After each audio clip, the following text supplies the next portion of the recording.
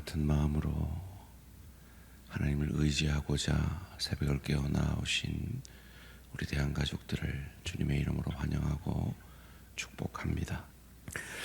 살아계신 하나님, 참 감사합니다. 우리의 이 시한부 인생 가운데 가장 젊고 복된 이 한날을 허락하여 주시니 감사합니다.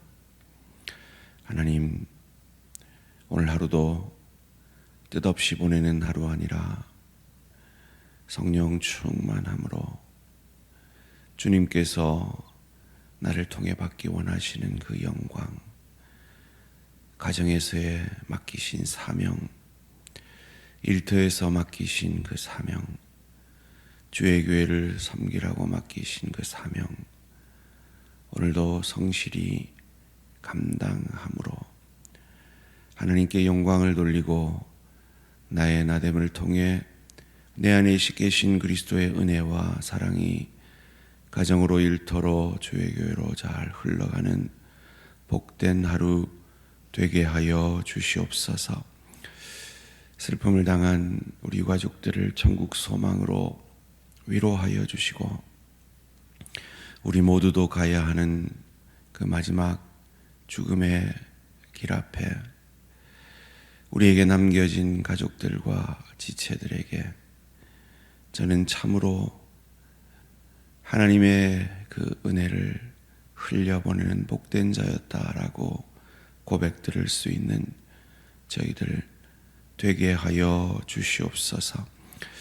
하나님, 우리 대한가족들의 심령과 일터와 가정과 섬기는 사역 위에 풍요의 축복으로 허락하여 주시옵소서. 필요들을 채워주시고 궁핍하는 자가 없게 하시며 주님 앞에 넉넉히 드리고도 남음이 있는, 그리하여서 그 남은 것으로도 하나님의 뜻대로 사용하는 복된 우리 대한가족들 되게 하여 주시옵소서. 또한 하나님께서 우리를 향한 깊고 넓고 크신 사랑으로 허락하시는 깊이의 축복 가운데 있는 내 사랑하는 지체들에게 믿음의 눈을 열어 그 시간들이 깊이의 축복인 것을 믿게 하시고, 그것을 바라봄으로 주께서 지팡이가 되어주시고 막대기가 되어주셔서 그 어려움들을 잘 이겨나갈 수 있도록 주님 도와 역사하여 주시옵소서. 세상이 경험할 수 있는 가장 큰 슬픔인 죽음조차도 하나님의 우리를 향한 사랑을 끊을 수 없으며 놀라운 천국의 시작이 되게 하신 이 놀라운 축복, 이 넉넉함으로 세상을 이기는, 이 땅에 사람들이 말하는 고통과 아픔과 슬픔을 주님과 함께 이겨나가는 복된 우리 대한가족들 되게 하여 주시옵소서. 오늘도 그 주님의 마음을 깨닫고자 말씀 앞에 엎드립니다. 말씀이 육신이 되셔서 우리를 살려내신 그 주님의 은혜와 능력이 이 말씀으로 우리의 능력이 되게 하여 주시옵소서. 오늘도 화요전도대가 나아가 복음 전할 때 만날 자들을 만나게 하시고 택한 백성들이 주께 돌아오는 귀한 역사가 있게 하여 주시옵소서. 감사드리오며 이 모든 말씀 주 예수 그리스도 이름으로 기도합니다. 아멘. 오늘 우리 주신 하나님 말씀 마태복음 18장 12절에서 20절까지 말씀입니다. 마태복음 18장 12절에서 20절까지 말씀, 한 절씩 교독하실 때 살아계신 하나님의 음성을 들으시기 바랍니다. 너희 생각에는 어떠하냐? 만일 어떤 사람이 양 100마리가 있는데 그 중에 하나가 잃었으면 그 99마리를 산에 두고 가서 길 잃은 양을 찾지 않겠느냐? 진실로 너희에게 이르노니 만일 찾으면 길을 잃지 아니한 99마리보다 이것을 더 기뻐하리라. 이와 같이 이 작은 자 중에 하나라도 잃는 것은 하늘에 계신 너희 아버지의 뜻이 아니니라. 내 형제가 죄를 범하거든 가서 너와 그 사람과만 상대하여 권고하라. 만일 들으면 내가 내 형제를 얻은 것이요, 만일 듣지 않거든 한두 사람을 데리고 가서 두세 증인의 입으로 말마다 확증하게 하라. 만일 그들의 말도 듣지 않거든 교회의 말하고 교회의 말도 듣지 않거든 이방인과 세리와 같이 여기라. 진실로 너희에게 이르노니 무엇이든지 너희가 땅에서 매면 하늘에서도 매일 것이요, 무엇이든지 땅에서 풀면 하늘에서도 풀리리라. 진실로 다시 너희에게 이르노니 너희 중에 두 사람이 땅에서 합심하여 무엇이든지 구하면 하늘에 계신 내 아버지께서 그들을 위하여 이루게 하시리라. 함께 읽습니다. 두세 사람이 내 이름으로 모인 곳에는 나도 그들 중에 있느니라. 아멘. 3명입니까? 490명입니까? 3명입니까? 490명입니까? 라는 제목으로 잠시 말씀을 나누기 원합니다. 너무 제목이 길어질까 봐 그렇게 줄였는데요. 정확한 제목은 용서해야 하는 사람이 3명입니까? 490명입니까? 3번입니까? 490번입니까? 입니다. 오늘 본문의 18장은 18장 전체를 보면서 해석을 하지 않으면 예수님이 이때는 이 말하고 저 때는 저 말하는 것으로 오해할 수가 있습니다. 오늘 보면 15절에서 16절까지 말씀은 마치 예수님이 당시의 랍비들처럼 3번까지는 용서하라라고 말씀하시는 것 같습니다. 내 형제가 원문에 보면 내게 죄를 범하거든 가서 너와 그 사람과만 상대하여 권고하라. 만일 들으면 내가 내 형제를 얻은 것이요, 만일 듣지 않거든 한두 사람을 데리고 가서 두세 증인의 입으로 말마다 확증하게 하라. 만일 그들의 말도 듣지 않거든 교회의 말하고 교회의 말도 듣지 않거든 이방인과 세리와 같이 여기라. 이방인과 세리와 같이 여기란 말은 믿지 않는 자로 여기라.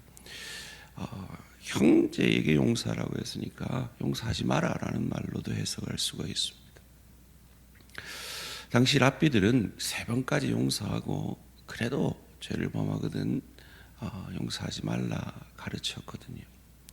그런데 우리가 잘 아는 지난 수요일 본문이었죠. 그리고 내일 우리가 묵상하게 되는 이 수요 본문입니다. 거기에는 뭐라고 되어 있습니까?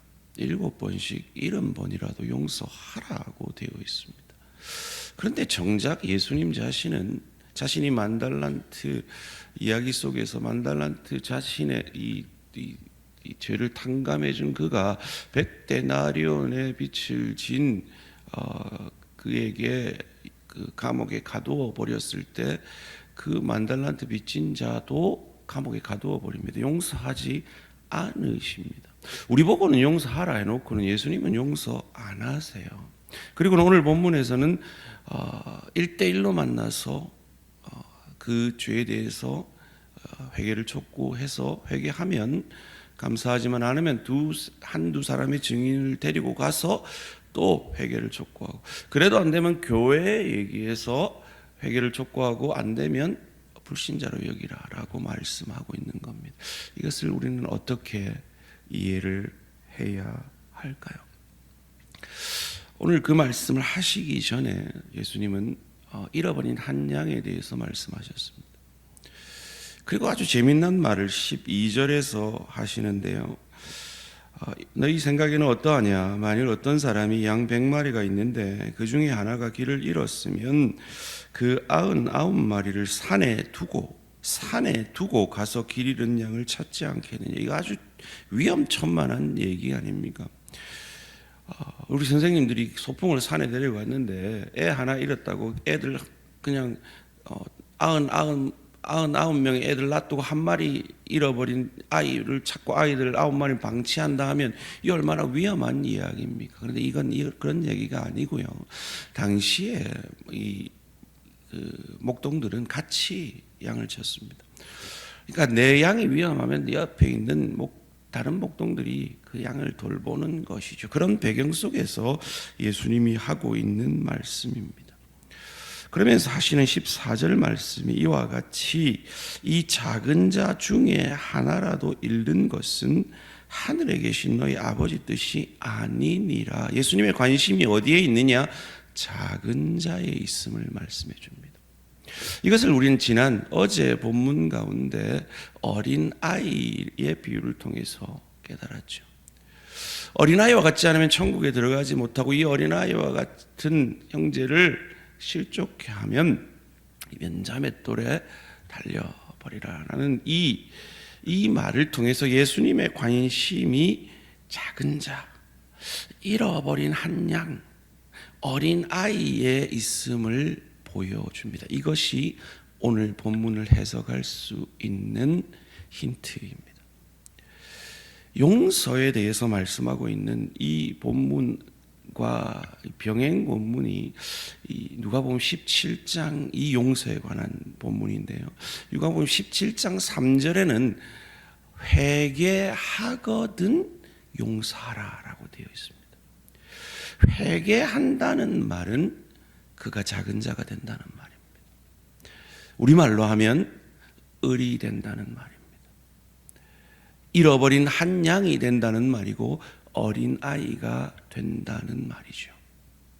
그런데 오늘 본문에 이 교회에 알렸는데도 교회에서 회개를 촉구하는데도 자신의 태도를 바꾸지 않는 회개하지 않는 이는 작은 자가 아닙니다. 잃어버린 양이 아니고 어린아이의 태도가 아닙니다. 갑이죠. 교회보다 갑의 태도를 취하고 있는 그는 바로 10,000달란트 빚을 탕감받고도 자기 형제를 100데나리온 빚진 60만 분의 1의 빚을 진 그 형제를 감옥에 가두어 버리는 갑인 것이죠. 예수님의 관심은 을에 있습니다. 그래서 이어지는 누가복음 17장 33절에 내가 너희를 불쌍히 여김 같이 너희도 불쌍히 여기라고 말씀하세요. 불쌍히 여김을 받을 만한 존재, 작은 자, 어린아이, 잃어버린 한 양에 대해서는 490번 아니라 무한대 용서를 하시고 또한 우리에게도 그 용서의 명령을 하시는 분이 우리가 믿는 하나님이신 겁니다. 그런데 갑의 태도를 가진, 그래서 다 정죄하면서도 자신은 용서받을 필요 없는, 용서받은 적이 없는 것 같이 가지는 그 태도를 가진 자에게는 3번을 교회가 회개를 촉구하는데도 그 태도를 바꾸지 않는 그 갑의 태도를 가진 자에 대해서는 단호히 대처하시는 겁니다. 그렇다면 우리는 이것을 어떻게 구분할 수 있을까요? 하나님 그 책임을 교회에 맡기십니다. 오늘 보면 20절 말씀 함께 읽습니다. 시작. 2-3 사람이 내 이름으로 모인 곳에는 나도 그들 중에 있느니라. 바로 성령께서 함께 하시는 공동체, 교회는 바로 이것을 구분하여서 저와 내가 합심하여 기도할 수 있는 그 문제에 있어서 그것을 구분할 수 있게 되어지는 것입니다. 쉽게 생각하면 이렇습니다. 우리가 김일성을 용서할 수 있습니까? 김정일을 용서해야 합니까? 우리 북한 동포의 고열을 빨아먹는 김정은을 그래도 우리는 용서해야 됩니까? 아닙니다. 저가 작은 자의 태도를 가지지 않는 한, 저가 잃어버린 한 양의 태도를 가지지 않는 한, 어린 아이의 태도를 가지지 않는 한, 회개하지 않는 한, 우린 그를 마땅히 하나님의 공의로 정죄해야 합니다. 그것이 예수님께서 저 10,000달란트 빚진 자를 감옥에 가두라고 하시는 말씀의 뜻입니다. 자, 그렇다면 우리는 어떠해야 할까요? 우리는 가정생활 가운데, 일터 가운데, 주의 교회 가운데 어떤 자세여야 할까요? 갑의 자세여야 할까요? 을의 자세여야 할까요? 저는 목사지만 당회 가운데 정말 우리 장로님들이 제게 변화될 만한 말씀을 하시고 그것이 정말 주의 교회에 유익하다 하면 변화되려고 노력합니다. 그것이 을의 자세입니다. 여러분, 남편이, 아내가, 부모가, 자녀가, 동료가, 지체가 여러분을 위해서 정말 하나님 뜻 안에서 옳은 말, 정말 주의 교회가 그렇게 되면 유익하다라고 하는, 가정이 그렇게 되면 유익하다고 하는 말에 있어서 여전히 갑의 자세를 취하고 있는 것은 없습니까? 그건 어린아이의 태도가 아닙니다. 잃어버린 한 양의 태도가 아니고 작은 자의 태도가 아닙니다. 왜 우리가 그런 태도를 가져야 할까요? 날 구원하신 예수 그리스도가, 갑이신 그분이 하늘 보좌를 버리고 이 땅의 을로, 가장 낮은 을로 짐승 같은 우리의 밥이 되어 주시기 위해 짐승의 밥통에 누이셨기에 우린 그 은혜로 산 자들이기에 결코 그 어디에서도 나만 옳다라고 할 수 없는 것입니다. 그 을의 자세로 오늘도 겸손히 세상 속으로 나아가 소금과 빛 되시는 저와 우리 모든 성도님들 되시기를 주님의 이름으로 축원합니다. 살아계신 하나님, 우리를 위해 을이 되어 주신 예수님,